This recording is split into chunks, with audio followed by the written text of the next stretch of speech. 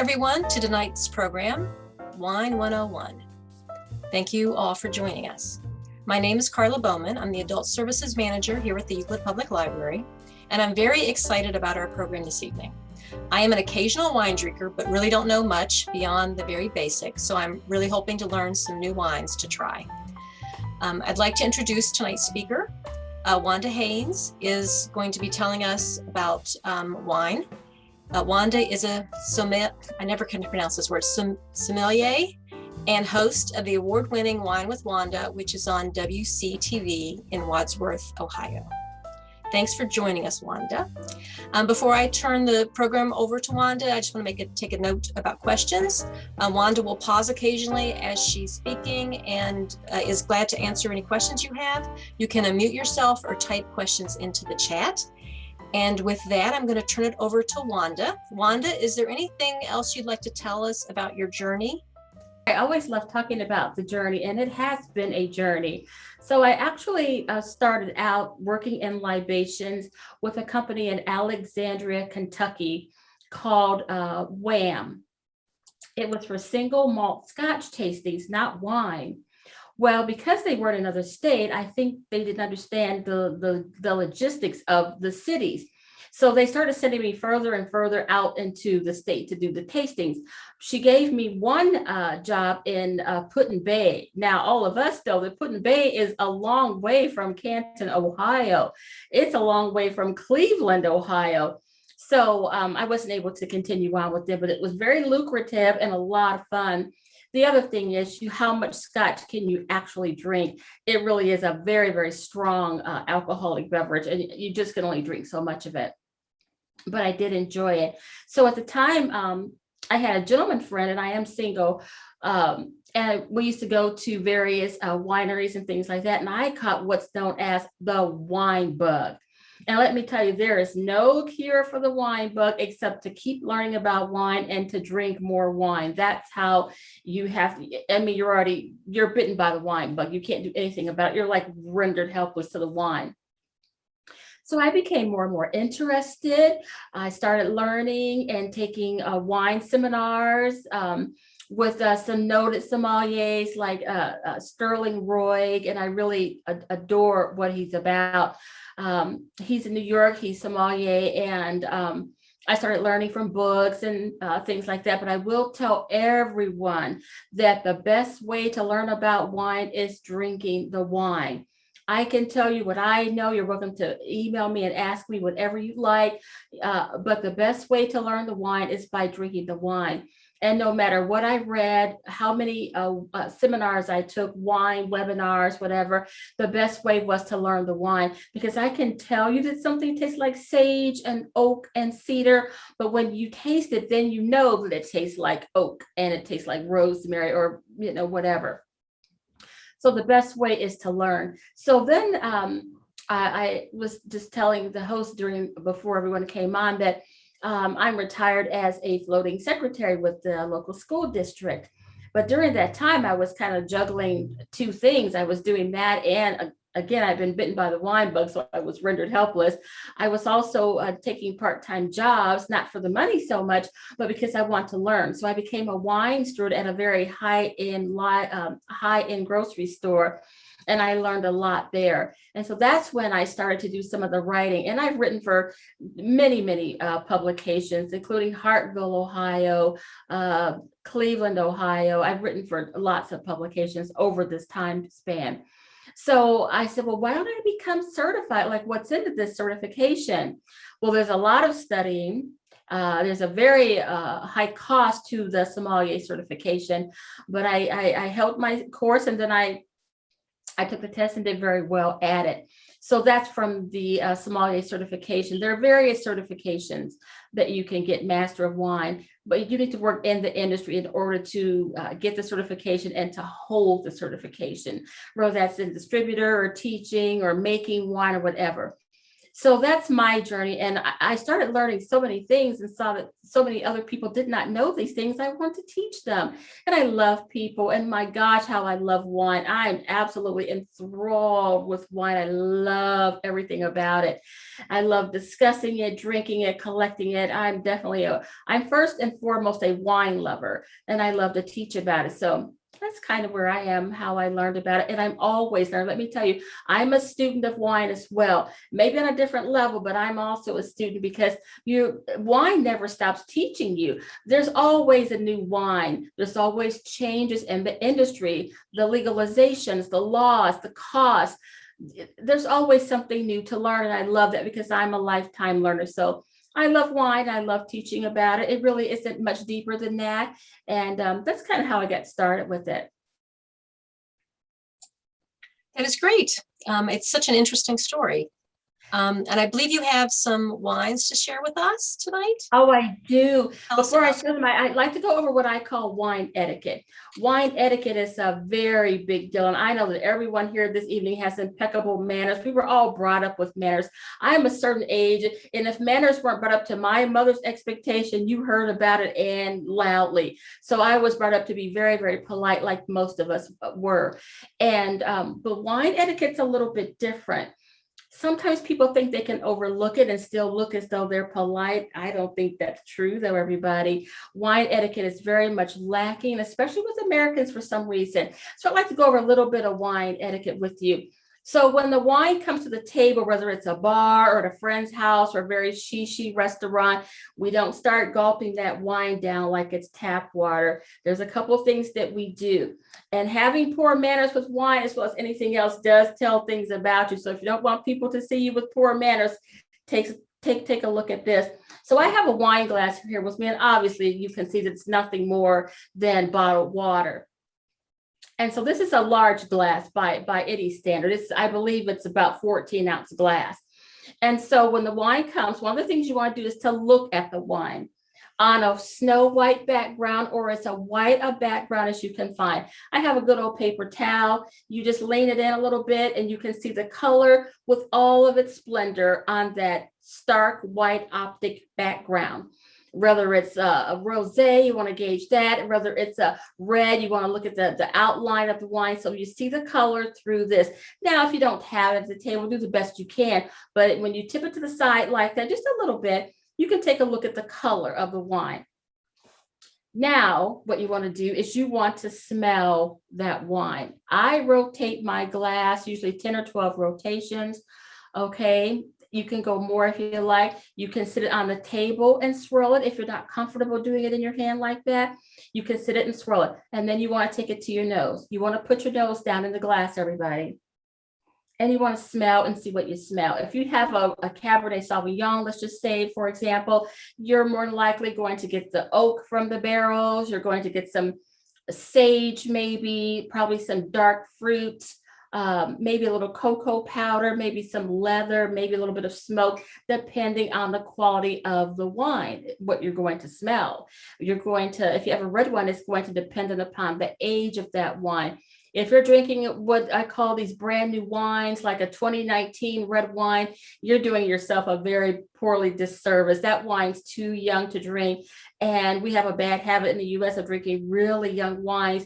Drinking a red wine that's probably 2 or 3 years old would be the equivalency of asking your granddaughter or niece to go change the oil in the car.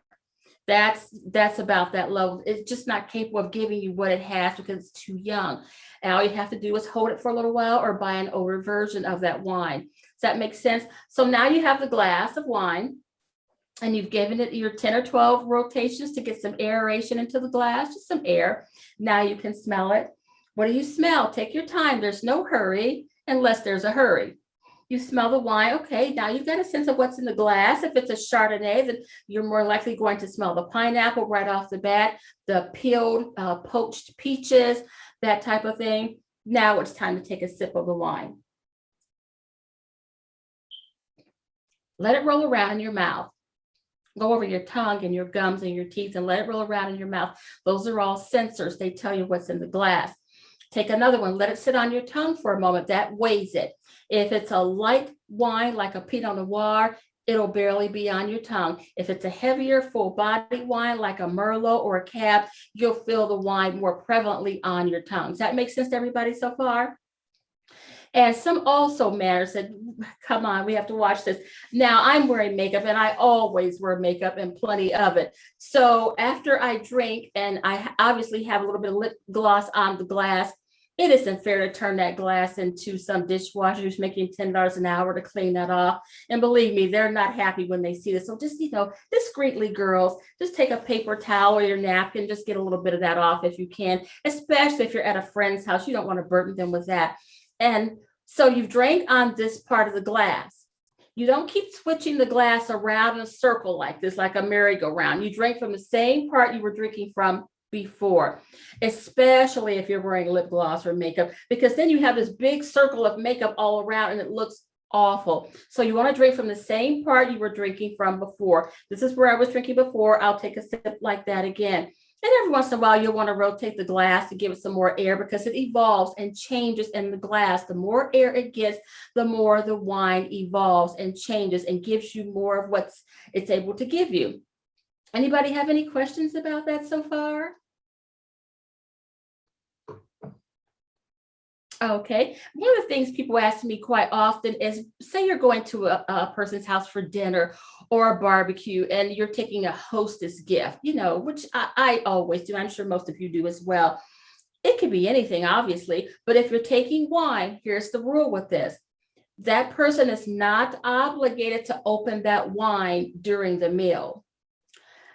If you want them to do that because you want to have some of that wine, you can always say, hey, Karla, I bought this wine to serve with dinner tonight. I haven't had a chance to try it either. Would that be okay? Now, make sure the wine makes sense with what the person is serving. If they're serving chili, you're not going to want to bring a white wine. If they're serving steak, you're not going to want to bring a white wine. Make sure the wine pairs up somewhat with what you're having, so it makes sense to introduce the wine to the meal. But they are not obligated unless you make some very specifications to open that wine in your presence, even share it with you at all. It was a gift to them to use the way they wanted. So I know a lot of people do get hard feelings over that, going, well, she didn't open the wine. I bought the wine for dinner. Make sure you specify that and don't have expectations that aren't realistic, because that can cause hurt feelings. And we never want to ever use something as beautiful as a glass of wine to cause hurt feelings, anybody. Any questions so far before I move forward? All right, then, good enough. So in the procession of wine, sparkling always goes first. It's sparkling, it's dry whites, it's rich whites, it's rosé, it's light reds, it's medium reds, and then you go to your full body reds. So let's talk about sparkling a little bit. It can be a very confusing conversation. So the queen of the sparkling wines would be champagne, obviously, and there is no better thing to drink than it. I love champagne, absolutely. But let's be honest, it isn't always affordable, okay? It isn't. Now, champagne is from the Champagne region of France. It's not from any other place. If it's from somewhere else and it's called something else, it's not a champagne. So let's try to clear up our, dialogue when we talk about sparkling wine. If it isn't a champagne, don't call it that. A champagne is from the Champagne region of France. However, there are sparkling wines from France that are made in the same method. It's called method traditionnel or champenoise. So here is a bottle of champagne. Now, this is a half bottle of wine. I purposely showed you a half bottle of wine. It is from Moet and Chandon, the White Star label, and it is the largest champagne house in France. Well, this half bottle is lovely because let's just say you have someone at your home and you've invited them for a drink. Well, a lot of people don't stop drinking when you want them to. They drink until the wine's gone, causing, some issues in lots of different directions, including maybe driving, on your dime. After they've drank at your house, nobody wants that. Everyone doesn't have the same personality after they've drank too much as when they were sober. You know what I mean? So this is a half bottle. It's 375 milliliters. A full bottle is 750 milliliters. Well, the other thing about a small bottle like this is, say you're not in the mood to drink a full bottle. I assure you, well, I can drink a full bottle of wine quite easily, but I don't always wish to. So this is a half bottle. Let's say you haven't had the wine, you want to try it, but you're not really into investing the full amount into that particular wine, then you can get a half bottle. More and more of the half bottles are on the market. A lot of things changed during the pandemic. We weren't spending as much, we weren't entertaining as much, we weren't entertaining as many people, and some of us weren't entertaining at all. That would be me, because I didn't feel comfortable with anyone in my house during some peak times of the virus, and I'm not really doing much of that now. So this half bottle has a lot of things that it can offer for you. Now, this is a Moet and Chandon, and obviously it is not inexpensive. This half bottle is around $37. The full bottle is around 65 or so. Around 75, I believe, for the full bottle. So the half bottle will also keep your costs down. If you're looking to give an impressive gift, but don't want to go too far, and you only want to spend maybe $40, so you get a half bottle. This is a real champagne. So that's a real champagne. Now, here is something that I would say tastes extremely similar for fractions. This is not the brand. The brand is called Magique, but this is a Cremant. It's made the exact same way as champagne is made. The method traditional, or champenois style of making a wine. Beautiful, beautiful wine. So this is made in France as well, but not in Champagne. You all follow me so far? So legally, it cannot be called a champagne. And out of respect for the French, it will not be called a champagne. They're very, very serious about that. And they will take legal actions against people who use those words. It's been done before. Even a fragrance that I happen to wear, by the way, called themselves champagne. They went wild over it and had to change the name. I forget what it's called now, but I still own it. I still do wear it. It's lovely. So this is a Cremant. The T is silent. It's made the exact same way. This is a full bottle, as you can say. Beautiful, beautiful, beautiful. This bottle of wine costs around $18, $19, right? And I can tell you that this wine is so delicious, it needs a new word for it. It is magnificent. So that's a Cremant. So if you're looking for something that's champagne, but not champagne price, look for a Cremant. There's also a wine called, I just lost my train of the Prosecco. So there's a new Prosecco out, everybody. This Prosecco is the newest thing to come out in wine in about 80 years. It's a rosé Prosecco now. I don't have a bottle to show you. It's really hard to get now because it's so popular. It's a rosé Prosecco. A Prosecco used to be made from one grape, a Glera. Well, it's made from 85% Glera now and 15% other. That's the change. The other more than likely will be a Pinot Noir. Pinot Noir is a very light wine, and it's used in this new Prosecco. Wow, are they nice.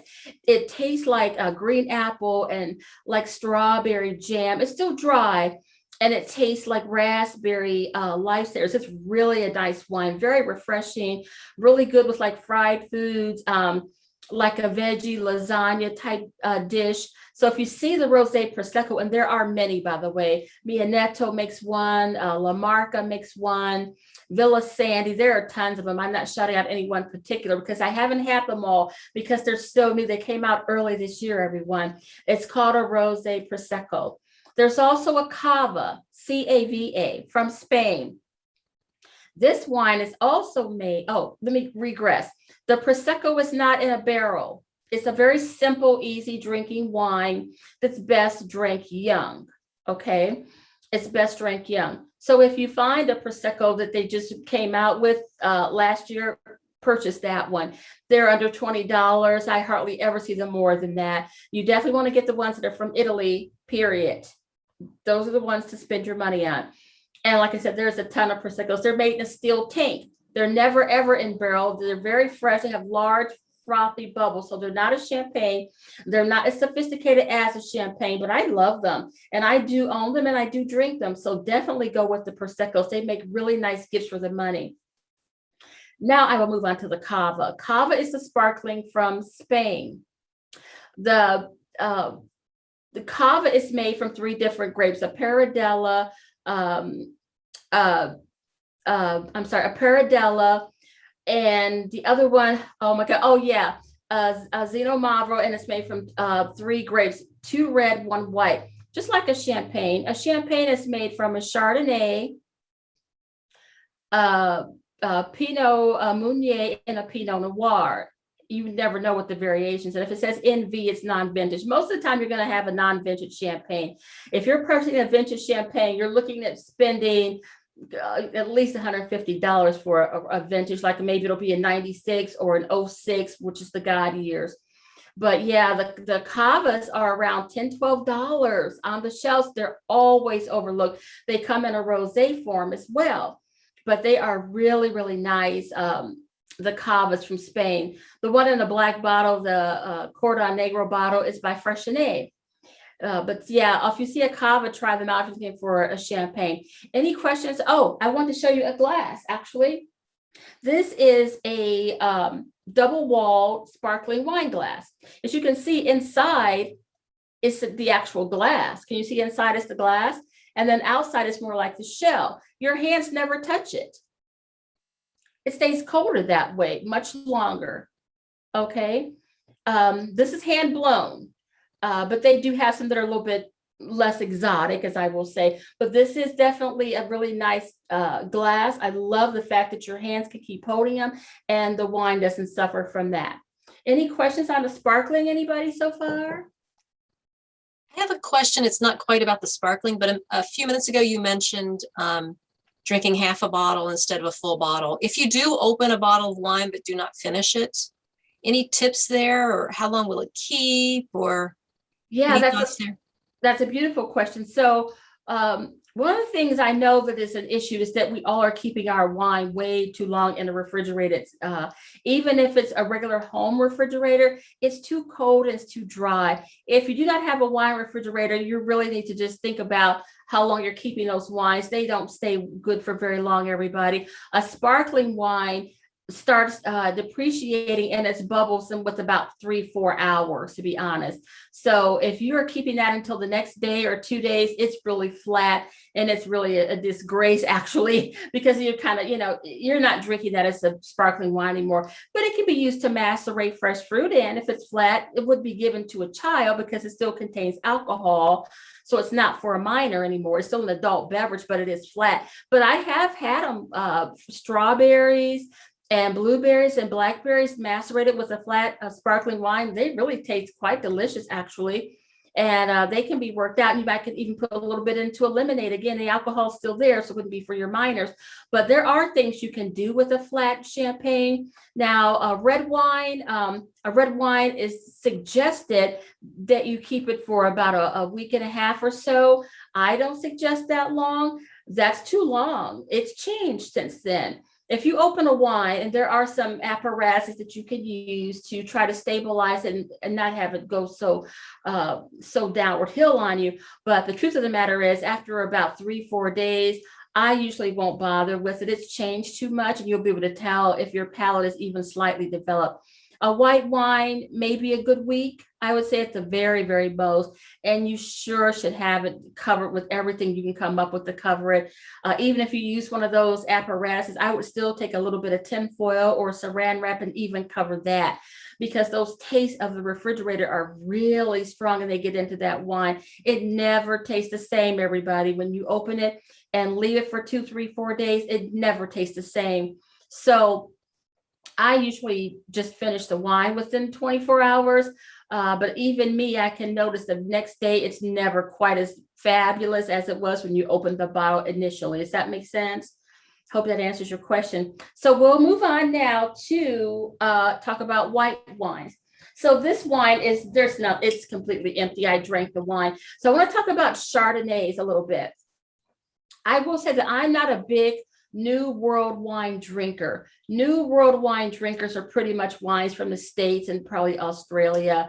I think Chile may be included. I don't drink a lot of wines from the States. I like old world wines from France and Italy, like that. I do love Chardonnay, and I don't eat red meat. So I love a Chardonnay with my turkey. Today for dinner, I had a Chardonnay, an organic one. I had turkey cutlets and mashed potatoes and black eyed peas as a heavy lunch. I'm not a very big dinner eater. I mainly eat during the middle of the day, so I don't have all the calories at the end of the day. But this is an unoaked Chardonnay. This is a company called Vega Sindoa. And it doesn't matter the company so much. I want to tell you what an unoaked Chardonnay is and what the difference is between that and an oaked Chardonnay. An unoaked Chardonnay has never been in an oak. It's always been its entire life in a stainless steel container. It didn't pick up the vanilla. It didn't pick up the oakiness. It didn't pick up the smooth mouthfeel. It's a lot sharper, more acidity, and it's a little bit more assertive in its taste and its flavor profile, and also what it pairs with. It does really well with heavily fried foods like fried fish or maybe fried chicken and dumplings, pot pies, you know how they have the heavy butter crust. An unoaked Chardonnay is lovely with that, but those are the differences. Now, an oaked Chardonnay is a completely different ball game. So it's been in an oak, and while it's in the oak, the word is spelled L-E-E-S. It's been put on its lees, which means the sedimentation in the bottom of the barrel has been stirred around on occasions to give the Chardonnay some character, some style, some structure, a lot of vanilla, perhaps some caramel, a smoother mouthfeel. So those are the differences. There are some wines, and Hess from California, Hess, makes a beautiful Chardonnay that's both worlds. It started out in a steel tank, and then they finished it in an oak barrel. So it's a little bit of both worlds. It isn't overly, they call that buttery or mallowy. That's a term that you hear wine people using. It just means it's really creamy, it's really buttery. And for some reason, wine professionals do not like buttery, overly oaked Chardonnays. I don't either. I will drink one if it's a little bit oaked, but I don't like it heavily oaked. I don't like the creamy mouthfeel. I don't like the over vanilla-y, butterscotchy taste. That's what I like. You may like one that's very heavily oaked. You won't always know that via way of the bottle, though. So you can turn your bottles over, everybody in the store and in the wine shop, and see what's going on. Now, this is 100% Chardonnay. They're not always, though. They could blend it with something else.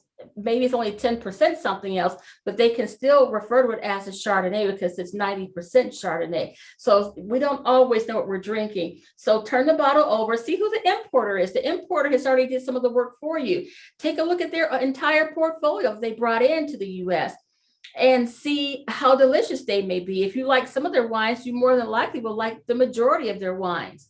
Does that make sense, everybody? So yeah, take a look at the importer here. Like, this is an importer. Looks like the company is called Estes or Estates. Maybe I'm reading that wrong. My vision isn't what it was. Maybe it's called Estates, but yeah, they bring in an entire portfolio of wines. So take a look and see what they make. Do it online. But that's the difference between an oaked Chardonnay and an unoaked Chardonnay. Any questions so far?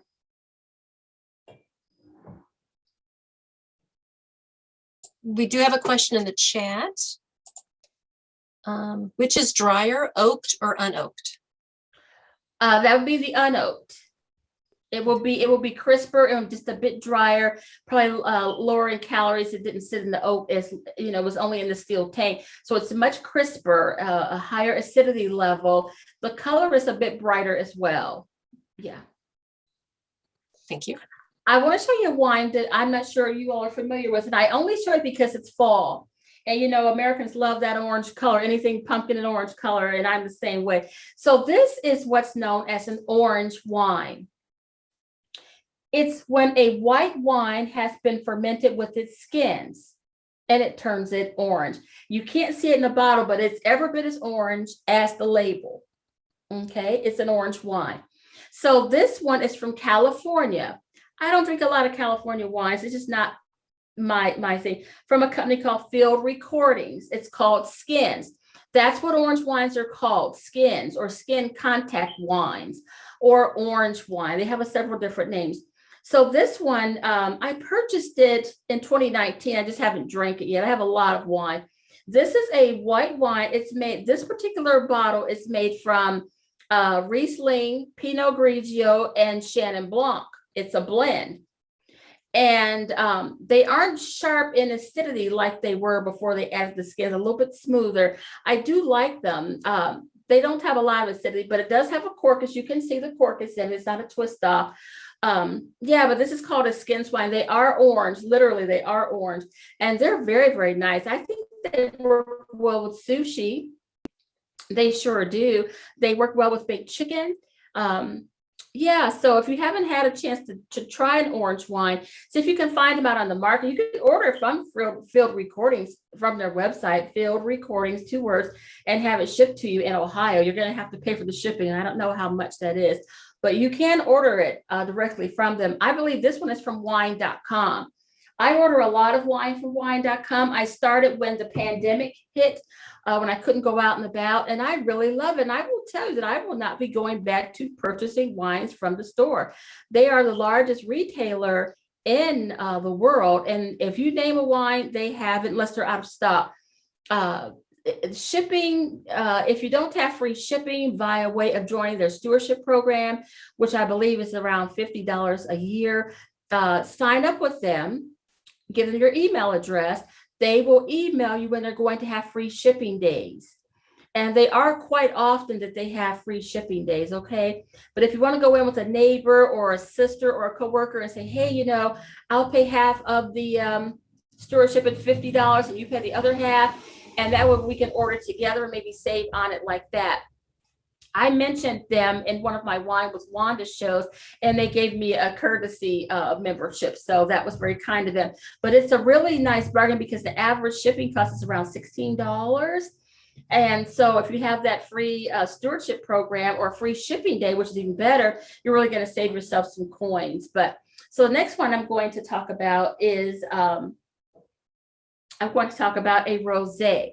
So I mainly drink rosés in the summer and spring, but I do occasionally drink them outside of that. So this I want to show you, I put, because this bottle is called a Skittle bottle. Can you see the shape of it, everybody? The shape is reminiscent of a bowling pin, which are called Skittles. So this is what's known as a Skittle bottle. If you look at the top, I love the top. The top has people dancing at the top. You see them doing the mamba and the cha-cha. But this is by a company called Montaude. It is from Provence, the Provence area of France. Now, France is the leader in making rosés. America is the second. France does it better. So this wine is probably made from a Grenache and a Mourvedre. Those are wines those grapes you will hear a lot when you hear wines from France and wines that make up a rosé. Mourvedre, a Grenache, Cabernet Sauvignon, like that. But this is a beautiful, beautiful wine. I am enamored with the bottle. I love the shape of that bottle. It's almost ergonomically correct the way you can hold it like that. But so the rosés are made by taking the juice, which is called must, M-U-S-T, and it's all white. It's only a color because you add the skins at some point. So they take the white grape juice and they add the skins for a certain amount of time, generally a couple of days, a couple of hours, depending on what color they want, what type of structure they want from the pink wine, the rosé. They are dry, they're not sweet, everybody, but they are so refreshing. I mean, on a hot summer day, they are great with pulled chicken, barbecue chicken sandwiches, egg salad sandwiches, sushi, really marvelous with sushi or rosés.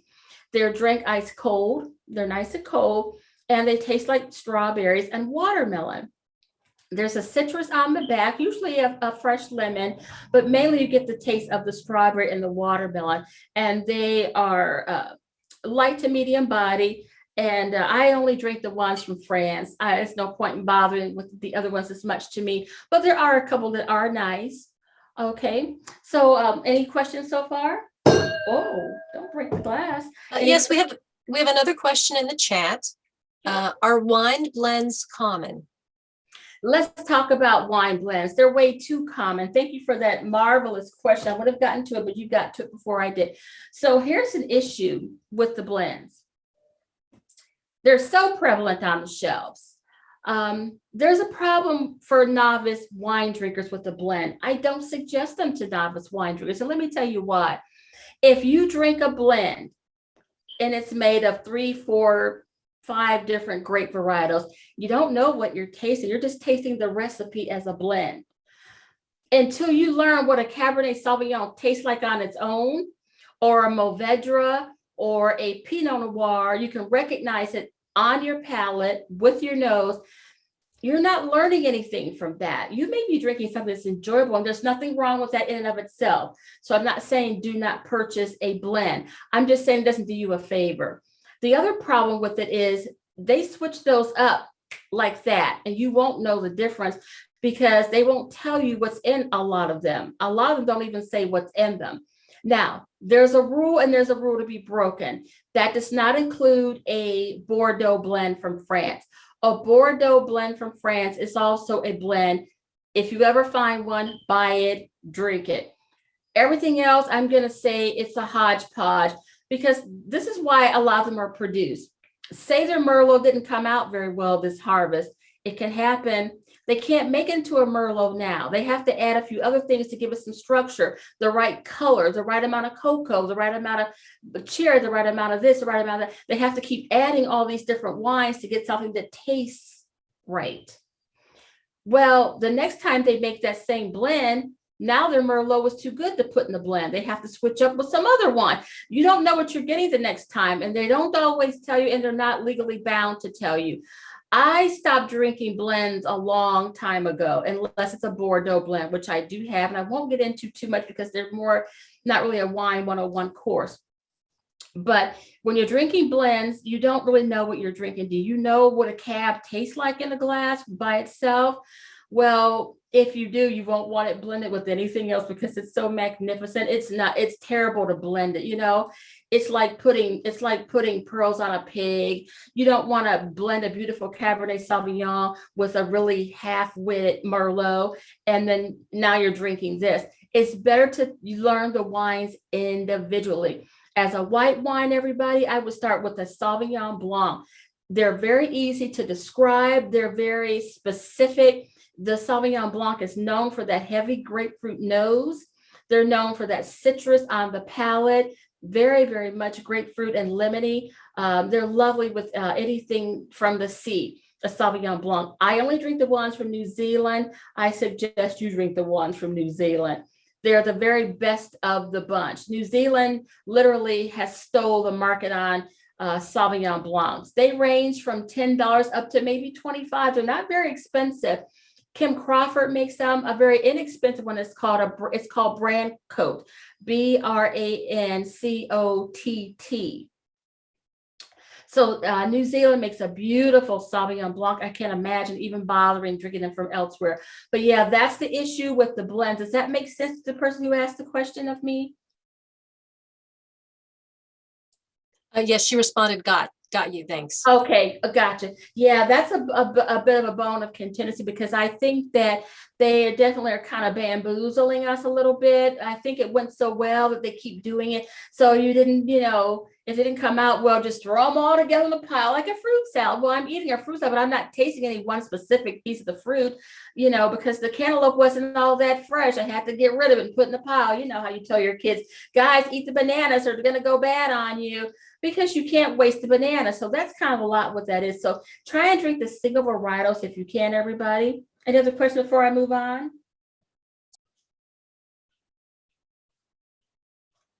Okay, so I received a couple questions via email, and please email me, guys, anytime you like. I'm really good at getting back with my emails. These were sent to me by people who did not want to ask them in the Zoom chat, and I get that.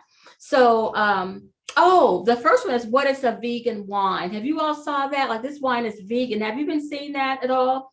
So what they're talking about is usually white and sparkling. Usually they use egg whites to strain the sediments out of the wine. And it gets the sediments out, and then the egg white just, is thrown away, obviously. Well, vegans aren't tolerant of that, and I get that. So when it says it's a vegan wine, it means that they did not use the egg white. They're using a pad made of some type of cotton fiber that they put in to soak up sediments now. So the vegans are happy with the products.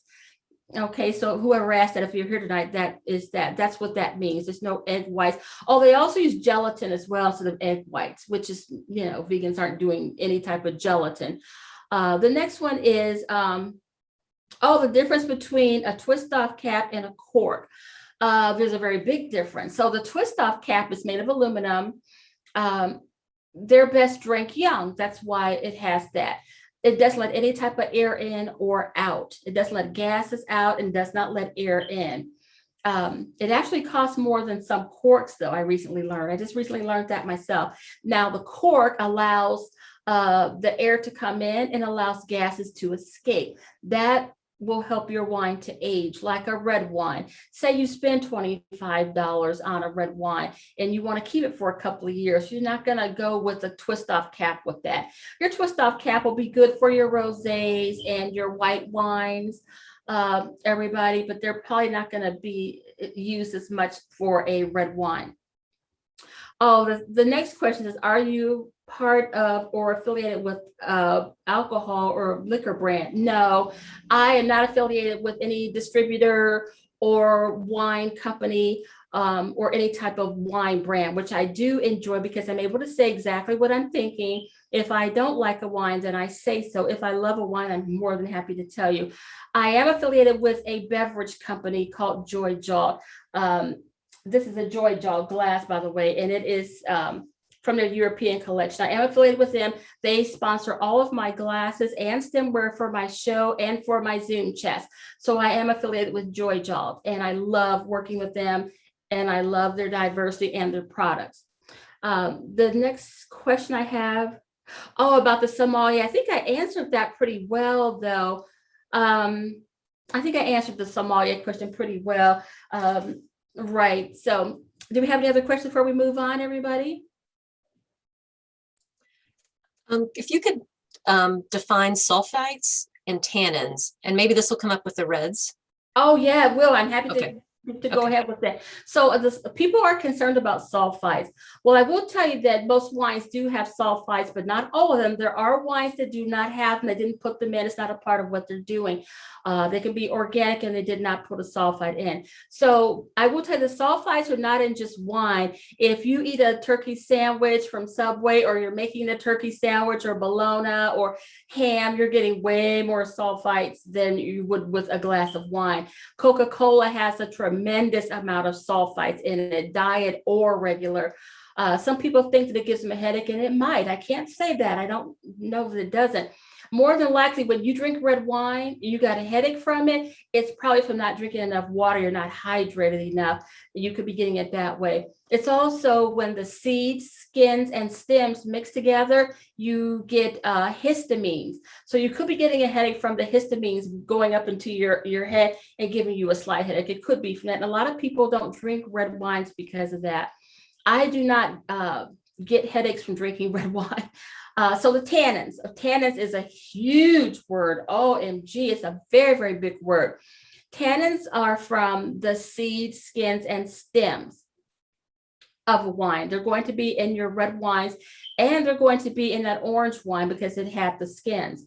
It's when the insides of your cheeks, and you get that puckering from it. Now, if they're overly strong, the tannins, the wine is probably too young. With aging of a red wine, the tannins smooth out so much nicer. They're so much more palatable and agreeable. They're not quarrelsome, as I like to say. Now, if you are drinking a wine that's heavy in tannins, like an Aglianico from Italy, Cabernet Sauvignon can have some pretty aggressive tannins, even if it is older. You can always have it with a soft white cheese, like maybe like a baby Swiss, or a Vermont white cheddar. It'll soothe out those tannins, maybe like a herb goat cheese or something like that to smooth out the tannins of it. But the best way to have tannins that aren't too aggressive and in your face is to make sure the wine has had some age to it. Like if you have a Cabernet Sauvignon, I was going to bring a couple out, but I didn't get them. So if you have, let's just say, a 2018 Cabernet Sauvignon, well, it's okay to purchase it, but I don't think it's okay to open it. And I know hey, Wanda, I just bought it. I bought it to drink. Well, you bought it to drink in a year or two. It just isn't ready, everybody. It's too young. The tannins are going to be very sharp, and you're going to get a really heavy alcohol taste with really sharp tannins. You're going to be down on the wine because you're going to say the wine didn't deliver, didn't do anything for me. It was awful. It wasn't the wine. You drank the wine too young, everybody. And it's easy to do that. So I would say a Cabernet Sauvignon. If you look on the shelf and you see a Cabernet Sauvignon for $7 and it says 2018, leave the wine where it is. It's too cheap and it's too young. That's not a wine that you want to drink at that price point. It's not an example of a Cabernet Sauvignon. A lot of times these really what I call $2 chuck wines, they're made in a plastic container and they throw in wood chips to give it a little bit of like it's been a real oak, but it hasn't been. An oak barrel is around $3,000 or more. If your wine costs $7, can you really afford a $3,000 barrel? You can't be tricked by that. They've taken wood chips and thrown in the mix, which is disgraceful to someone like me who was completely enamored with wine. So, and I believe me, I get all about money. I raised a son almost single-handedly, and I understand money. That's not the case now, but and I put him through school, and my son, by the way, oh, everybody, I don't mean to be a shameless shout out, but my son is one of the writers for Parent Magazine. So please check out his work, Sterling Haynes. So I was, trying to make provisions to raise a child. So I get money. Don't think that I don't. But if you're going to want to buy a $7 cab, you're making a very, very bad mistake. It's not going to deliver. If you take and get like a Wente, W-E-N-T-E from California for around $15, $18, and it's like a 2017 or older, you're going to do just fine. Now, Cabernet Sauvignons can go all the way up to the roof. Believe me, they can. Way past what I am able to do, 200, 300, 400. You can go high with a cab, and they're worth every dime. So if you're someone who can do that, go for it and let me know what you think. But an average Cabernet Sauvignon, I would say, would be 17 or older. And you want to probably spend at least $15, $18, $20 on a bottle. Wente makes a very nice one for that price point. And some of the stores are alphabetized. So Wente will be all the way at the bottom where the W's are. But they do serve the Wente on first class flights. So it's a nice wine for the money, everybody. But a Cabernet Sauvignon needs time to age. It needs for you to be willing to invest a few dollars in it. You'll never be sorry. I promise you. I stand by that statement. If you're willing to spend $18, $20 on a cab and give it a couple years or buy it from 2017 backward, you're going to be really happy with the product. You'll taste that cocoa and that cedar and that sage and that beautiful stuff that it can offer. Let's talk about Merlot. So I happen to love a classic Merlot. Love a classic Merlot. Be careful. Your wine may say Merlot on the bottle. This is a 2017 by Santa Emma. But what they're doing now, because they aren't coming in the way they want it, is it's only part Merlot. You have to do your homework, everybody. Turn the bottle over, look at the label, look online, ask questions. I like single varietal wines. I rarely ever drink blends unless it is a Rhone or a Bordeaux blend from France. Another whole nother game. But so I did a Merlot tasting, everybody. A lot of people quit drinking Merlot because there was this silly movie, poorly directed and poorly acted, where they made fun of Merlot. And people took that to heart for some reason. This was a movie, guys. They stopped drinking Merlot. I was so shocked at that. Well, it's made a big comeback, but it isn't always 100% Merlot. Santa Emma is 100% Merlot. I did a tasting and I purchased a few wines that were around that $50 price point. And I purchased this one. I purchased a couple of Columbia Crest in Washington State, makes a beautiful 100% Merlot for around $12. Smells just like cocoa powder and like cooked cherries. Amazing.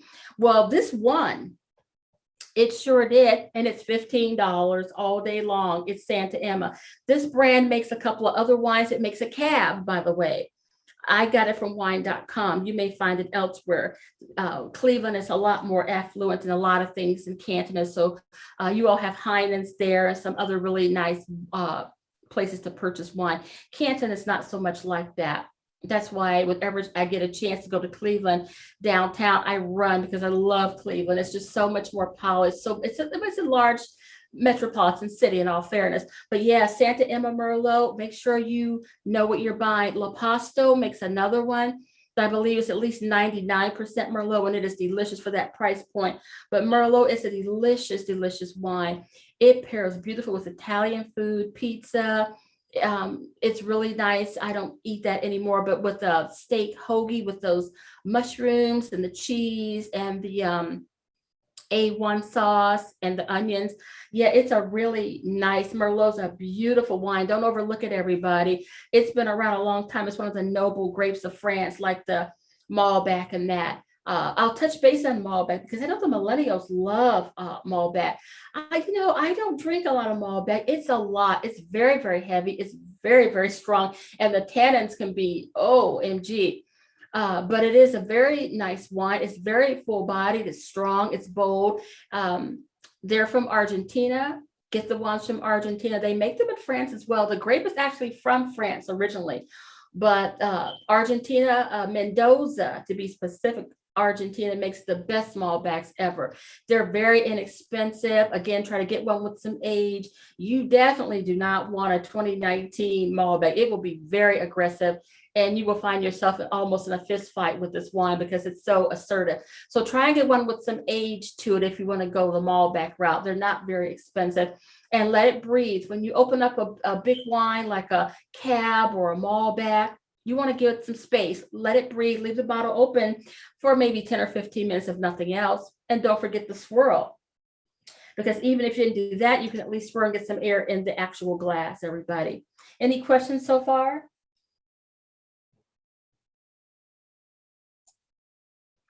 About the reds? Would you all like me to move on to dessert wines? Sure. Sweet wines. So dessert wines. A lot of wine professionals do not like sweet wines. I happen to like sweet wines when they are of quality.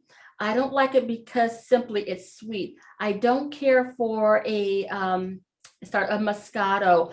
It's very, very elementary. It's sugary sweet. I don't feel it's worth me to drink it. Now, if you like it, I certainly don't mean anything by that, but you're not doing yourself a favor if you only drink sweet wines. Let me tell you what. You're slathering your tongue down consistently with all that residual sugar. You're not leaving your palate open for other varietals of wine. Sweet wines are delicious. I do love them, but I like the quality ones. Like a late harvest wine, a late harvest Riesling from Washington State, like Kung Fu Girl or Hope. They're inexpensive, guys. The Kung Fu Girl is spelled just like it sounds. It's from Washington State. It's a later harvest Riesling. It's just a tiny bit sweet, maybe about 20% sweet, just enough to satisfy that. It pairs beautiful with Asian food, Indian food, Thai, that type of thing, because it's got a little bit of residual sugar. Really beautiful wine. It's a Kung Fu Girl wine. Any late harvest wine will be a little bit on the sweet side. There is a late harvest Malbec. Very strong, very sweet. There are some orange Muscat wines that are sweet. Late harvest Torrontés, they're sweet. There's late harvest Sauvignon Blancs. There are late harvest Chenin Blancs. A late harvest wine may give you the sweetness that you're looking for without being too cloyingly sweet. Ice wines, they're becoming real popular in the next month or so. The holidays are only a breath away. I can hardly believe it. So they really are nice at the holidays. The bottle is very, very small, as you know. Well, here's the thing. You can't be hard on the winemakers, everybody. There's a lot that goes into making an ice wine. My goodness, they have to pick the grapes while they're still frozen on the vine. And they have to have been frozen for 3 consecutive days in a row. That's the United States.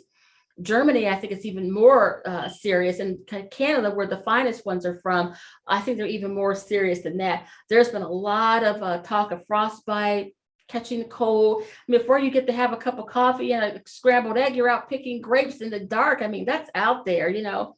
If I produce ice wines, you pay way more than that for them. So they started around $38, $42 a bottle. You'll get about 2 1/4 glasses per bottle. So if you're having guests, you know you're going to love the wine, just get a couple bottles. If you go to like Giant Eagle, you get like perks or gas perks or something. Again, you all are in Cleveland. Haynes is there. They have an incredible array of things that we don't have. I think you all have a Myers now, a Myers 50 Acre or something like that. You all have more than what we have here. But yeah, the ice wines are very, very sweet. However, they usually are made from a Vidal Blanc grape, which has a lot of acidity on the back of it. It's called a lift. When you have a sweet wine, it needs to have a lift. Otherwise, it's flat and it's just sugary. So with that acidity lift to it, Ferrante's from Geneva, Ohio winery, Geneva. Ferrante's makes an award-winning ice wine. Have you all been to Gervasi here in Canton, Ohio? Any of you? I've heard of it. Okay, Gervasi's probably, well, no, not probably. It's the top winery in the state, and for good reason.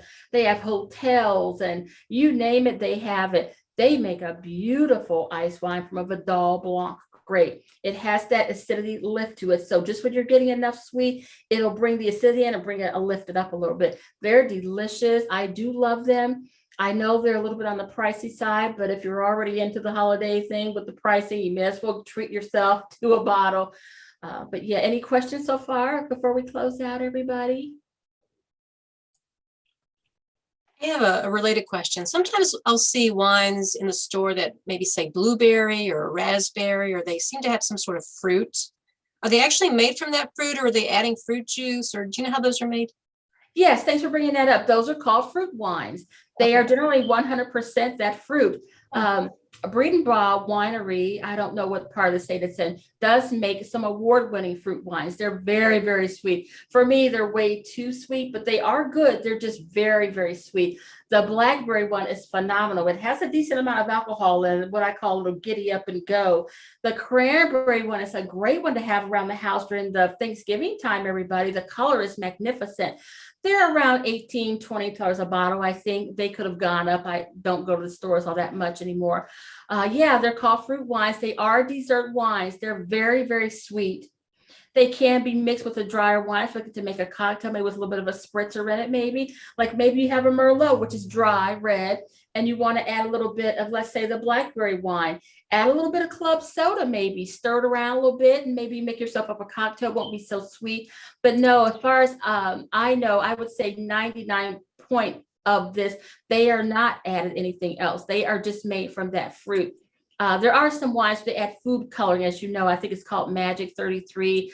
The 19 Crimes are kind of guilty of that, adding a lot of the food coloring to their wines. If you drink a little bit and your tongue turns like that, like the rapper Snoop Dogg, he has a wine out with 19 Crimes. It's the color of a Crayola crayon. There's no way that wine is not juiced up with food color. The color is too unnatural. So they don't have to tell you legally, which the Food and Drug Administration, whatever. But there are some wines, and 19 Crimes is probably one of the ones with a lot of food coloring in it. So just be careful if you're someone who's health conscious, and I happen to be. And if a wine is good, it should have its own color. Don't you all agree? It shouldn't have to be juiced up with coloring, But yeah, try the fruit wines if you like sweet wines, everybody. They make really nice gifts if the person likes sweet wine. Again, they are very sweet. There's one called St. James, the person who asked that question. St. James makes a cherry wine. It's a gorgeous red color. That wine is really delicious. I enjoy it. Again, it is very, very sweet. It isn't slightly sweet. It's extremely sweet. So if you buy it, know that going in. The peach one, I don't suggest. It tastes like the liquid in a can of clean peaches, and I don't like this wine at all. It's a mistake. But the one that's called the cherry one from St. James is a really nice fruit wine. And mentioning the dessert wines, we do have an upcoming program where we're featuring you again for dessert wines and chocolates. And I'm putting that right now in the chat. I don't think it's clickable, but you could always copy and paste that into your browser, and you can register for that program as well if you're interested. Please make sure you come in. We're going to have a lot of fun. We're going to have some very unusual chocolates. We're going to have some standard chocolates that are just in the good old-fashioned grocery store. There is organic Hershey's out now. It is not the same bar as the regular Hershey's. You wouldn't believe it sits on your tongue and literally melts on your tongue. It's creamier. It's better quality. It's not too much more. I think a normal Hershey's bar is what, $1. This is more like $1.75, so it won't break most of us. But you might try those, and you might bring those to the tasting when you come. I'm going to have some very high-end chocolate, so I'm not expecting anyone else to have. I don't expect it. I'm also a chocolate professional as well. I'm definitely a chocolate connoisseur. I started eating when I was a young girl. I had a great grandmother who was very well to do, and she always had extremely gourmet chocolates around, and I have the hips to prove it. So make sure you try that Hershey's organic. Okay, it's marvelous. But yeah, make sure you try that, everybody. Make sure you come. That'd be a lot of fun. And oh, I was telling the host that as you know, I'm a wine writer as well. I have zines. In my generation, they're called booklets, but the younger people call them zines, Z-I-N-E-S. One is all about white wine. It has some recipes in it. The other one is all about red wine, white wine crazy and red wine crazy. If you email me, I'll be happy to send them to you in a PDF form. You're welcome to share them. There's obviously no cost or anything with them. They were already sold to a company in New York that I write for. So you're more than happy to ask them. You will really get a kick out of them. There are no brands. It's just the wines themselves, and you'll learn a lot. So FYI, if you want to email me, I'm more than happy to send them to you. Looks like we have one last question here. I once had chocolate wine. Can you explain how that is made? Yeah, I actually have a chocolate wine too that I have not opened. The one that I have is a red wine with the chocolate. It just has the chocolate liqueur in it. That's where you're getting the chocolate flavor from, the chocolate liqueur. And so is it a red? You said that's a red wine with? Yes, the one that I have. I assume the one she has would probably be as well. Have her give you an emoji thumb up if it is. But yeah, it just has the liqueur in it. They are very nice. They have a decent amount of alcohol with them actually, but they do pair well with really dark chocolate, and they are very, very sweet. Well, if there aren't any other questions. Oh, we've got another question. Sure. Or a comment. This was so informative. I can't wait to go wine shopping now. Definitely reading the back of the bottles from now on. Thank you so much. So I think that's a great sentiment that I'm going to second. Thank you so much for joining us, Wanda. I learned a lot. This has been a really interesting program. Great presentation. And again, we're going to have you back on December 8th at 6:30 p.m. where we'll be talking about dessert wines and chocolate. So if you're interested, please again join us there. And thank you so much, everyone, for joining us. And thank you for coming and talking to us, Wanda. Thanks, everybody. My pleasure. Cheers.